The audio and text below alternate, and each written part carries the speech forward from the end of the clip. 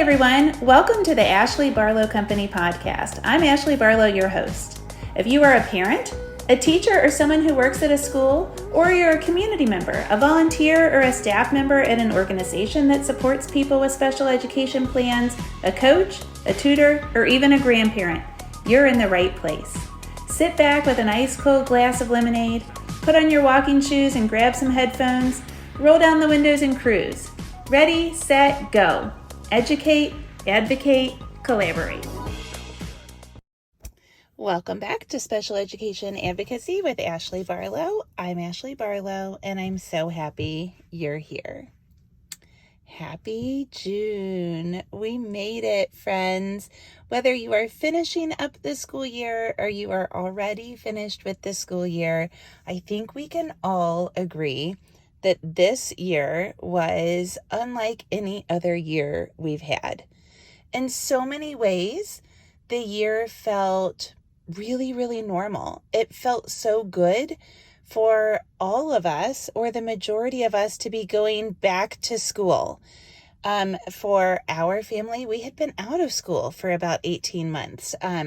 Griffin had been in school, Jack had been out of school, and it felt really great to get back in the routines of school and the social aspect of school and, kind of the whole school community.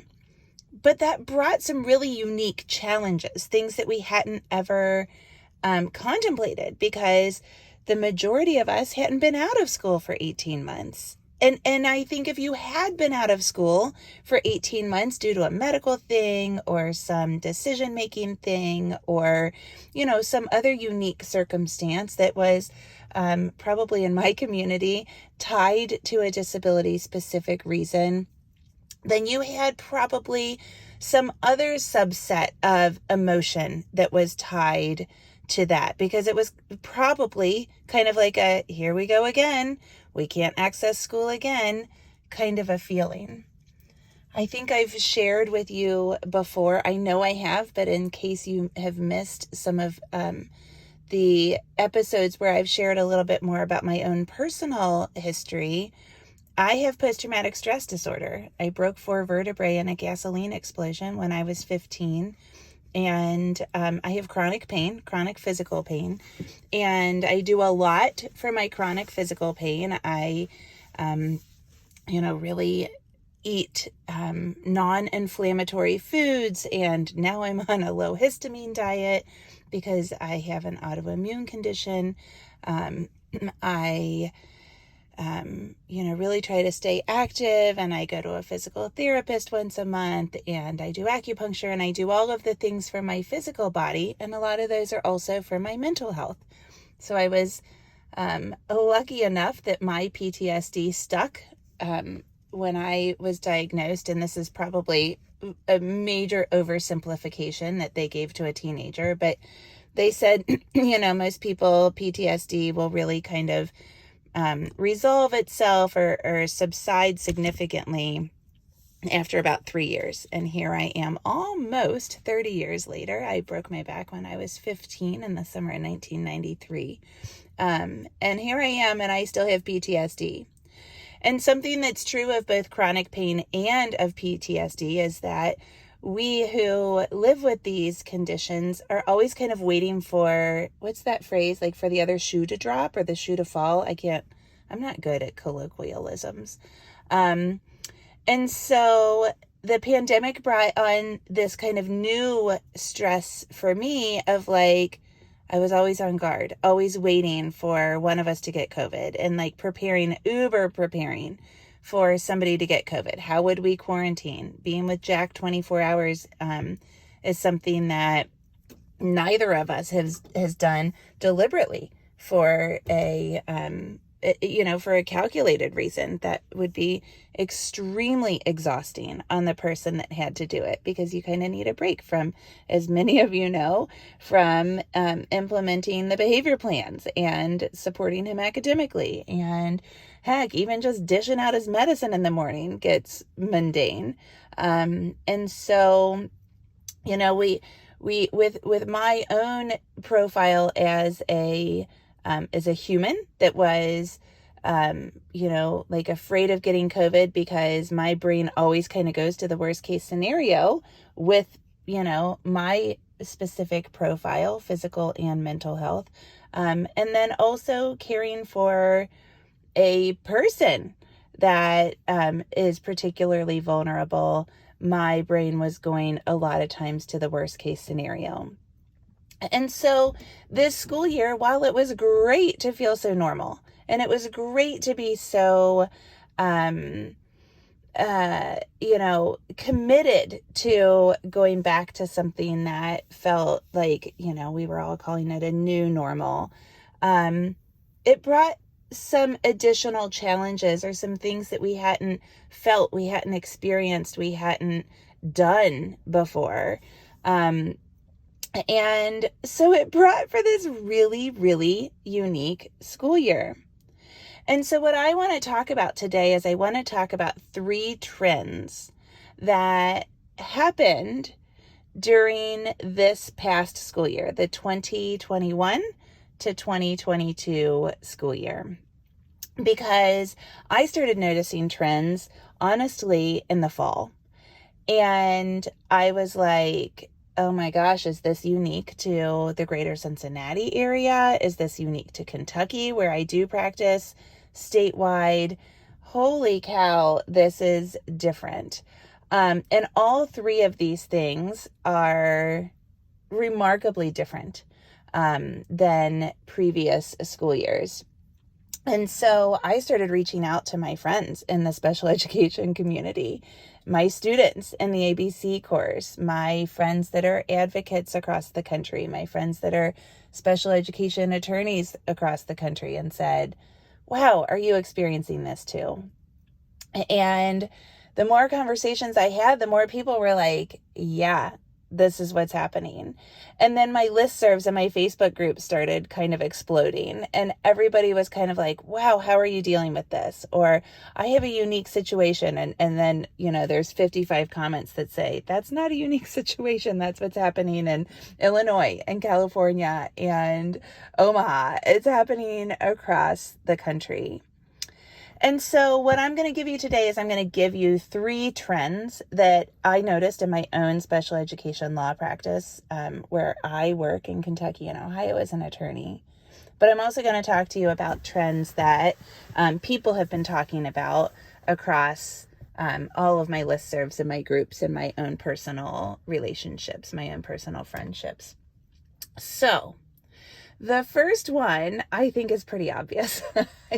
The first trend is behavior, behavior, behavior. Holy cow. Did we ever have a lot of behavior cases? Now, I think this ties into the second thing, and I'm going to try to not tell you what the second thing is, but it might be impossible as I talk about behavior. I have notes, and they don't tie into the second thing. But we'll see how it goes. You know how I like to get talking. So in this past school year, I saw a lot of behaviorally related fails. And I think I know why. I think it is really multifaceted. Of course, we all, students included, felt weird. And when we feel weird, if we are prone to behaviors, then we're going to exhibit the behaviors. I mean, that is easy. When you think about human nature, you think about how you behave. And I like to talk about behavior, by the way. Sometimes in IEP meetings, I talk about just human behavior. Like, when you say behavior, everybody's like, oh, behavior, like they must have bad behavior. But what about your human behavior? What about just like the way you go about your day-to-day life? And what about the social influences on your behavior? So think right now, we are, as we oftentimes do, a little tangential here for a second. But think about the way that you behave when you are with your family. So my target audience here, not my target audience, but the people that my stats, you guys are about the same age as me. And so you probably haven't lived with your mom and dad and siblings, or the people that raised you and the people that lived with you when you were growing up. And in my family, personally, my own personal experience, that's my mom and my dad and my brother. So think about the people that were in your house when you were 12 to 15, or in your houses or in your environments. Now think about when you're back together with them. It might be, after a funeral. It might be a family holiday. It might be a birthday or Mother's Day or Father's Day. It might be, some kind of family reunion situation. So when I am with my family, I am oftentimes annoyed because I think my family wants for me to go back to a 12-year-old girl. And I have grown quite a bit from when I was 12 years old. My human behavior when I was with my family, when I was 12 years old, was I was, somewhat histrionic. I loved attention. I thought that I was just downright adorable. I almost felt like it was my duty to entertain my family. And so I had terrible jokes that involved puns. I still do have those, but I hope I deliver them more gracefully. And I basically kind of like tap danced in front of them. My family has like really strong German work ethic, and my parents have a summer cottage down I don't know, like an hour away from our house, and it's on the Ohio River. And they would work, like to the point that my brother's friends would say, do we ever get to come down here and not work? And I would sit in a chair with this long stick that I called the power stick. And if my mom said, hey, can you guys go down and clean the boat? I would, get my power stick out and say, clean the boat. And then I just sat in a chair, or I tap danced, or if they gave me a broom to sweep something, I would sing Debbie Gibson into the broom. And now when I'm 44 years old, I still think that my family expects for me to be that self-centered, lazy, attention demanding kind of person. And I'm not. Largely, I'm not. And so that's human behavior, right? That's how we behave, and we can evolve out of that. But what I want for you to understand about children is that they're immature. When you look about, I love to geek out about child development, and I'm not going to. But when you look at the different stages of child development and what stage of development your child is in, regardless of their age, what stage of development they're in, they might be extremely egotistical. And in all likelihood, they have, kind of cycled through periods of being extremely egotistical and self-centered. And that's okay. That's important to their development. But regardless of what stage of development they're in, this is what I want for you to understand with behavior. Children are going to revert to that person that they are when they're under stress. So when I'm under stress, I might revert back to that 12-year-old that demands attention. I might revert back to using humor instead of really diving in when I'm under stress, because that was my human behavior as a child. Now, I'll tell you what I do is I like really, really, really dig in now. And that's kind of like where I go now. I really dig in. I get 75 layers into the onion. I get really, really intense. My life has made me more intense. I'm like a research nut, and I'm a human connection nut. And I am, I just really want to get like deep into every single issue. And I know that drives my family crazy. And when I'm really stressed, even if Griffin is like pushing me on a teenage thing, like, why can't I have this $75 phone case? I'll like get really intense about a $75 phone case. That's where I go now. And so what I want for you to understand with your children is, if they have let's call that weakness. That's one word for for what I just described in a 5-minute explanation.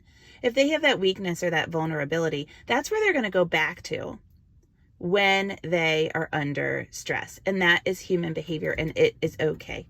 And so we, the other people in the room, and as we're talking about students, we're talking about the adults. We, the rest of the IEP team, we have an obligation to support the child proactively and reactively when they revert back to their human behavior that is natural and innate to them. So I'm seeing a ton of behavior cases.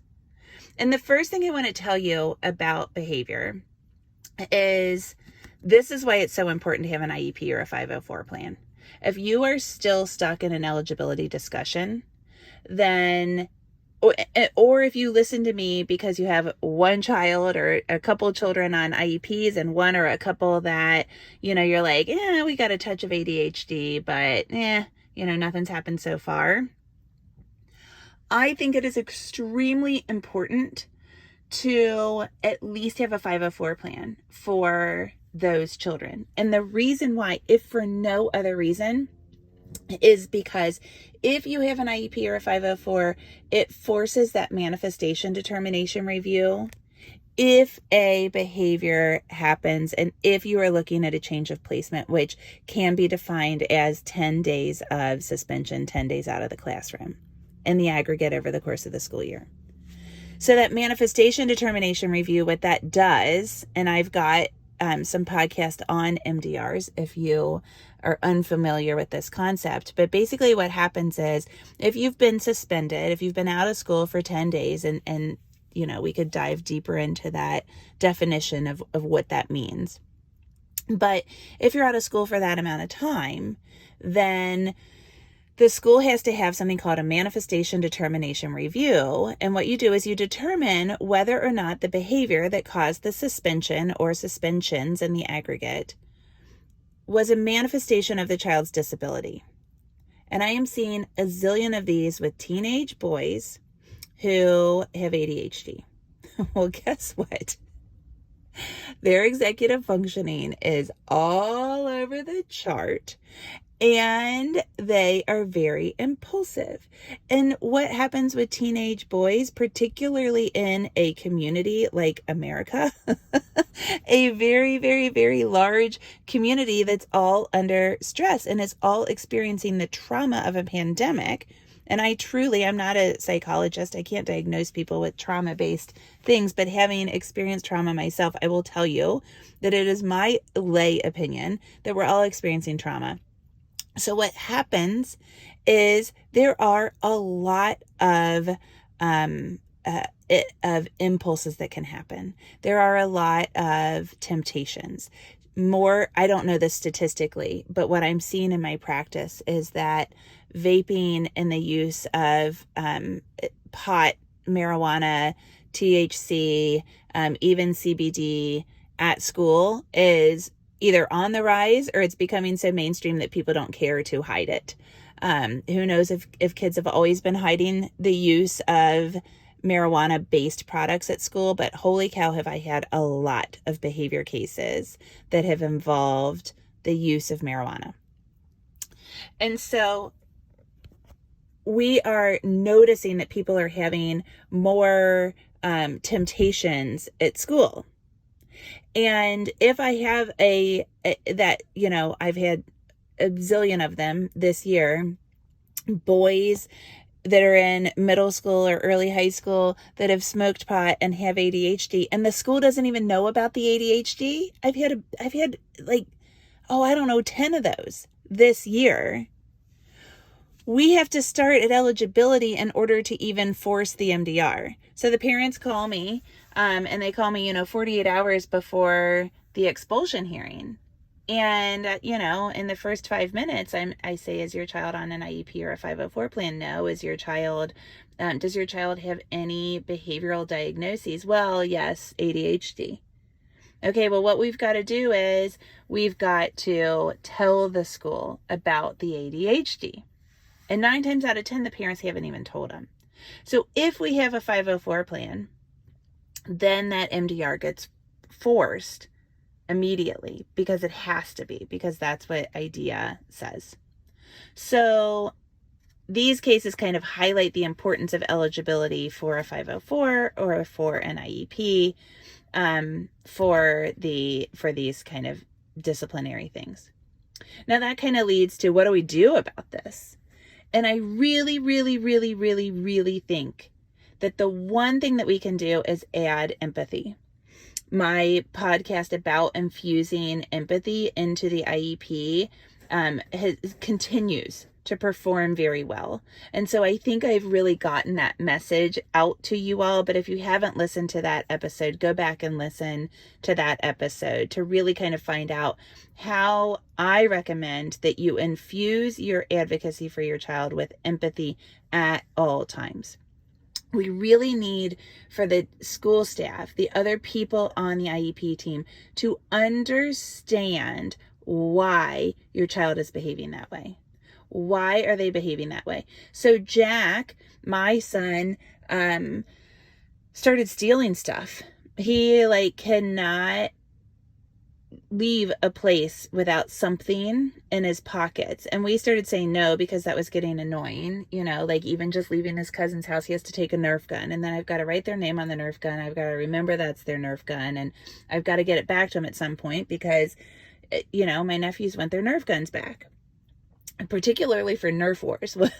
One is a senior and his school just did Nerf Wars, which was, I was impressed by how safely they did it and how much fun he had doing it. So that's annoying, right? And if you just look at it on the surface, it's annoying. But as I met with behaviorists and psychologists and OT, all of whom were consulting for Jack's behavior regression, that seems very closely connected to this pseudo post-pandemic world that we're living in. What I realized is Jack is satiated by stuff. And so at the beginning of the pandemic, Jack would take out all of my kitchen towels and he would line them up absolutely perfectly, as square could be, across the TV room floor. And then he would come in and he would get all of my serving utensils and he would put one serving utensil directly in the middle of each kitchen towel. And they said to me, Ashley, that's easy. He couldn't control anything. His whole life changed. He was just at home, living in the 10 rooms in your house, and he needed to control something. And so he started controlling that. That's what happens, kind of with that OCD-esque kind of behavior. And then what happened is, over the course of those 18 months, it became this kind of addiction, this satiation that would happen. He would become satisfied or, calmed by just having stuff. And so Jack, anything that comes in multiples, he needs. So, the box of popsicle sticks that was in our craft room is completely empty because he'll just grab handfuls of popsicle sticks. He loves thread, and he'll take thread from my craft room and go in and out of the spindles of the antique brass bed that's in there. And it takes forever to cut all the thread out. Tape. He fills bags full of stuff. Rubber surgical gloves, and it might be 7 Nerf guns in there. Well, what happened was he started to need stuff for transitions. And because he doesn't transition well, and so he needed stuff, and then the stuff had to come from other people's houses. And then we said no, because that's getting annoying to us to take stuff from other people's houses and to ask and to explain. Jack likes stuff on transition. And then he started stealing because we were saying no. And so we would get home and he had, one time it was the little Bluetooth chip that connects the keyboard and the computer to my nephew's computer. And then we put that in a baggie on the front porch for them to pick it up. And then they didn't pick it up and the dog took it. And now it's someplace in my mulch and I had to buy my nephew a new computer. Annoying. But if I can explain that to the school, then they understand why Jack also stole the exact same Bluetooth thing from the librarian's computer. They understand it.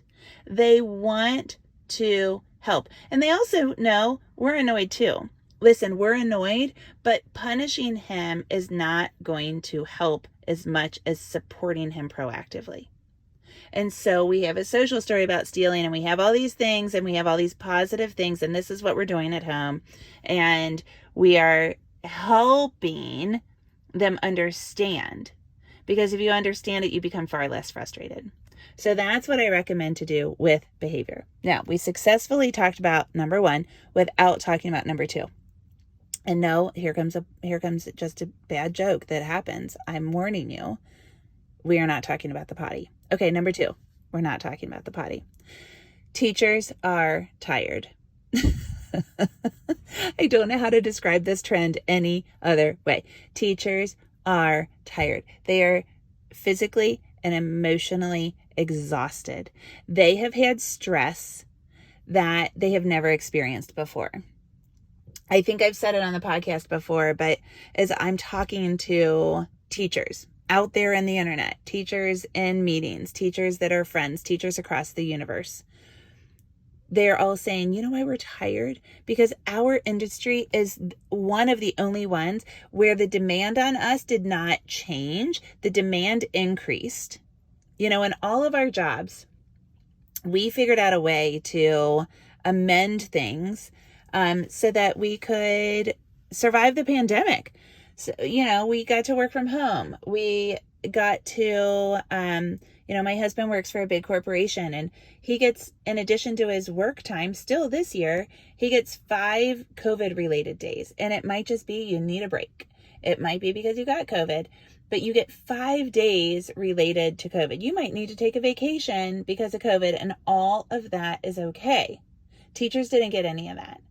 We expected them to work more, to relearn their jobs, particularly when they went home to teach remotely, no matter how long that was.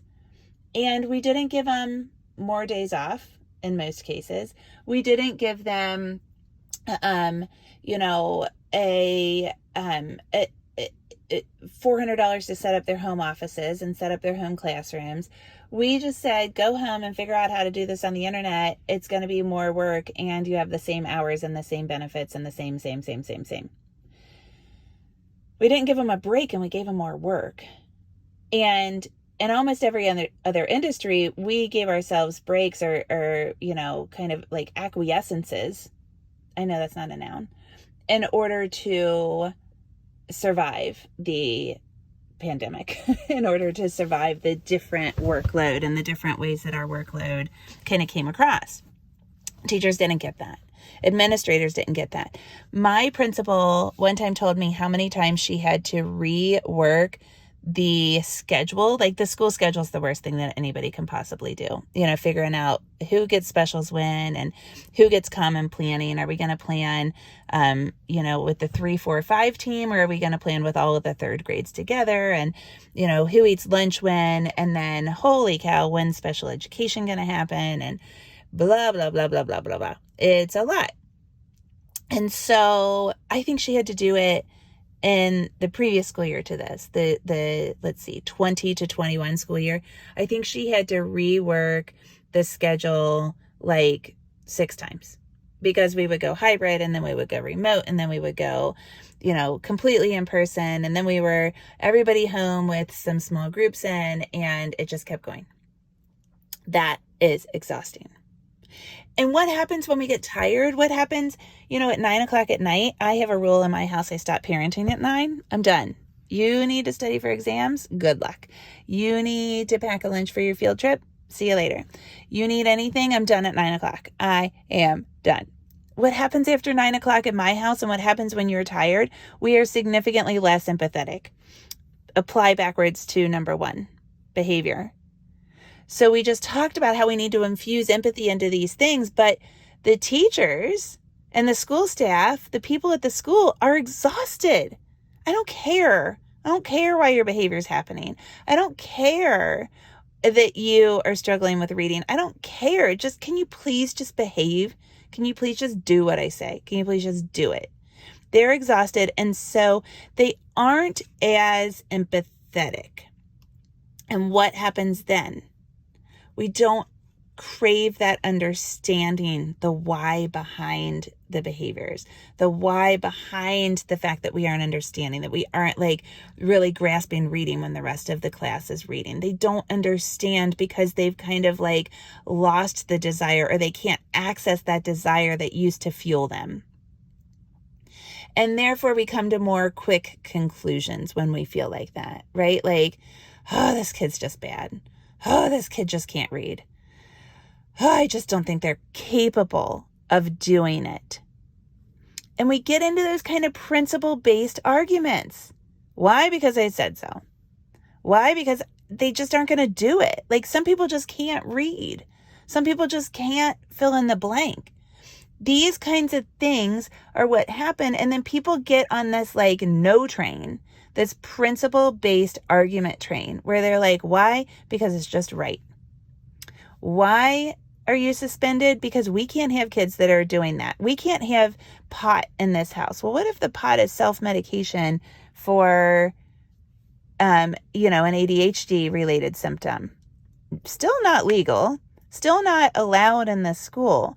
But does that change the result of a manifestation determination review? Probably should. And so, but they get into these principle-based arguments. We can't have that at our school. That's not the way that things work here. And that can't happen in special education. We've got to look at everything on a case-by-case basis. What are the solutions to this? The solution to almost everything in special education advocacy is communication. Communicate, communicate, communicate. That's why this is so important to communicate with your team on a regular and recurring basis, even with the uncomfortable proactive things. So does my team know that Jack is stealing? You bet your bottom dollar. They know that he is stealing. I want them to watch out for it proactively so that the things with the, librarian's computer don't happen. But when he took that thing from the librarian's computer, first of all, they knew exactly where to go. She said, hey, I can't find my thing. And they were like, check Jack's pockets, in a respectful way. And they did it very respectfully. But maybe they did it more respectfully because I had warned them. And so they knew. They weren't like, oh, that Jack, he's the bad one in the class. Let's go right after him right now. They're like, oh, we did find out that Jack, has sticky fingers. And so we're going to go look in Jack's pockets, and we're going to ask Jack respectfully if he can look in his pockets. And then we're going to utilize that social story that his mother just gave us. And then we're going to contact mom and see how we can collaborate to further support him at school, because now it's coming over to school. So we have to communicate. We also have to communicate like what we're doing. When we started going to OT and behavior and psychology, and we are experimenting with Jack's medications because of anxiety. But a quick cousin to Jack's new anxiety diagnosis has been these changes in behavior. And so I'm communicating all of these changes that we're doing. Here's what we're doing in OT. We're doing a lot of interoception. I think a lot of this is feelings-based. We, here's what the behaviorist has told me, which is largely nothing that we hadn't already been doing. But I'm telling him, and I'm also telling him we've been trying this. This is what I learned this week, and we've been trying this, and I haven't found anything. But maybe you guys haven't been trying it, and so let's see. Let's have a conversation about that. Communicate, communicate, communicate. Also evaluate. If you're noticing that teachers are really frustrated with a child, maybe you need to evaluate the child and see if there's some other source of the frustration. Do we have a specific learning disability? And so every time we have to pull out our math books, the child gets frustrated and sad and irritated because math is just hard, because math isn't clicking. So maybe we need to evaluate the child and see if something new has come up, or if something existing is manifesting itself differently. At some age, at some grade, at some point in the curriculum, it's hard to fake it if you have an SLD. It's hard to fake the reading comprehension. It's hard to fake the FARD. That's a new word for hard to fake. It's hard to fake the phonological processing and the just simple lack of skill with decoding.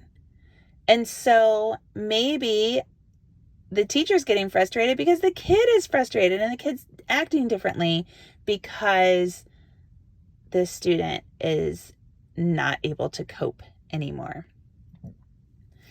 What's really important with this exhaustion of teachers is that we understand it and we treat it as a partnership. Your exhaustion is my exhaustion. We are on this team together, and I want to support you, even considering your exhaustion. I want to partner with you to help my child. And so what we have to do is we have to communicate. We have to work as a partner. We have to have respect. We have to have that empathy in our discussions. So the partnership and the respect and the empathy and the communication, they kind of all come together. And the other thing I'll tell you is I think those negotiation strategies become super duper important in these discussions, because what I have found is I am getting, even with my training and my experience, I am getting to a lot of just plain no's. You know, I had a board office employee basically tell a student that they were going to go to jail. You know what happens to kids like you go to jail, was essentially the statement. And like, you know, holy cow, how do you come back from something like that? And sometimes simple exasperation, like, kind of calls people out. Like, are you serious? Did we really just say that? But I don't like to use exasperation because I think it's condescending, and I think it's hard to come back from condescension. And so I try not to be condescending, but in that particular case, I was exasperated and likely condescending. But you know, I'm finding a lot of these kind of like no's. And that's why it's so important to tap into negotiation strategies. Now, I do have that entire negotiation workshop that's available for my ABC students.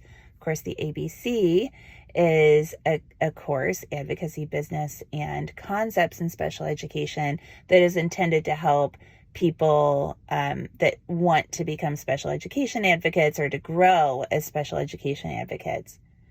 But I don't know that absolutely taking the negotiation workshop is what's necessary. I think that, you know, picking up on all the negotiation strategies that I talk about, the little tidbits of them, becomes important when you're in these discussions that's like no. You know, how do we get to yes from no? So all those little tidbits I've talked about, that's what you need to tap into when you're having a discussion and you're like, this teacher's just burned out and tired. You know, we can still work with burned out and tired, but it's got to be a partnership. Okay, so the first trend that I'm seeing is an uptick in behavior cases.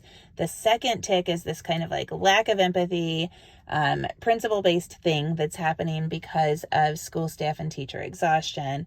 And the third thing is something that really kind of works to our benefit on behalf of the student, and that is I am finding that it is way easier to get compensatory education. I am finding that schools are dishing out money for comp ed a little bit more liberally. And so why? CARES Act money. Schools have surpluses and they are trying to figure out how to spend them. And I think this is great. And I think that we need to really start pushing for, you know, school-based training, right? Like maybe we need to get more training for our districts on supporting our children in this pseudo post-pandemic world. Maybe we need more behavior strategies, mental health strategies, etc. But on the one-to-one or one-on-one individual student basis, I am seeing that if I ask for compensatory education reasonably, you know, in a reasonable case, I'm not just asking for it for somebody because they like, you know, got an 85% and their goal was to get a 90% average or something like that, that it's easier to get.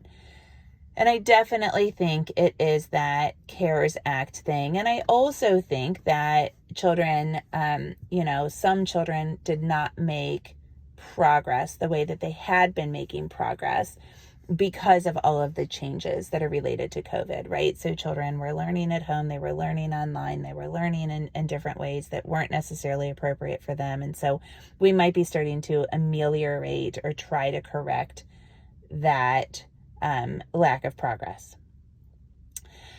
So here's the thing though, it's easier to get comp ed, by and large, like very difficult blanket statement, but we'll just put it out there. It's easier to get comp ed, but I am finding that it's harder to spend it because small businesses that offered tutoring are either like completely overwhelmed because so many people need out of school tutoring, or interventions of any sort. It might be OT or PT or O&M or whatever it is.